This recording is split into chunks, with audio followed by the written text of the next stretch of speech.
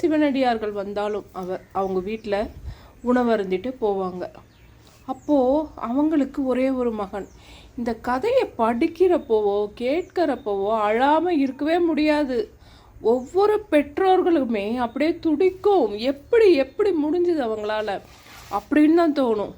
அந்த மாதிரி ஒரு நாள் என்ன ஆகுதுன்னா, அவரோட வீட்டுக்கு ஒருத்தர் வரார். காபாலிகர் மாதிரி இருக்கார். மண்டவோடெல்லாம் மாட்டிக்கிட்டு ஒரு மண்டவோடு கொம்பு மாதிரி ஒன்று கையில் வச்சுக்கிட்டு அவர் வீட்டுக்கு முன்னாடி வந்து எனக்கு பசி ஆற்றுங்க அப்படிங்கிறார்.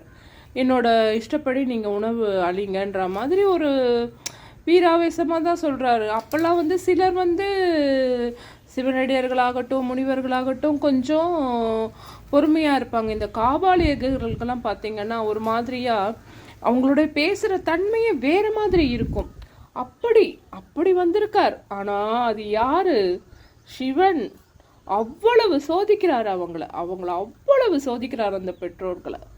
தெரியும் இவன் வந்து நம்மளோட பக்தன் தெரியும். அவன் எவ்வளோ தூரம் போகிறான். வாங்க உள்ளே வாங்க உட்காருங்க, நீங்கள் தண்ணி தாகம் தீர்த்துக்கோங்க, அதுக்குள்ளே பசி ஆத்துறதுக்கு நாங்கள் உணவு ரெடி பண்ணிடுறோன்ற மாதிரி அவங்க ரெடி பண்ண போகிறாங்க ஹஸ்பண்ட் அண்ட் ஒய்ஃபு. அப்போ அவர் சொல்கிற ஒரு வார்த்தை பாருங்க, எனக்கு பிள்ளைக்கறி வேணுங்கிறாரு. பிள்ளைக்கறி வேணும், எனக்கு ஒரு பிள்ளைக்கறி வேணும். பிரியர்கள் என்ன பண்ணுறதுனே தெரியல. ஆனால் கேட்டுட்டார் நம்ம கொடுக்கலன்னு சொல்ல. உங்கள் பையன் பாடசாலைக்கு போயிருக்கான். அப்புறம் அவங்க அப்பா கூப்பிடுறார், வா அப்படின்னு சொல்லிட்டு அவங்க மகனை கூப்பிடுறார். அப்போது அந்த பையனும் ஓஹோ அப்பா எங்கேயோ கூட்டிகிட்டு போகிறார், இல்லை ஏதோ வாங்கி தரப்போகிறார் அப்படின்ற மாதிரி தான் அந்த பையன் வரான். அவங்க அம்மாவை தான் கால் பிடிக்கணுங்கிறாராம், அவங்க அப்பா தான் வெட்டணுங்கிறான். பரிமாறுறப்போ இலையில எது எது எதுன்னு வேற அவருக்கு சொல்லணுமா. இது வந்து கையில் இது பண்ணினது, இது காலில் இது பண்ண அவ்வளோ சோதனை பண்ணுவார் அந்த சிவனடியார்.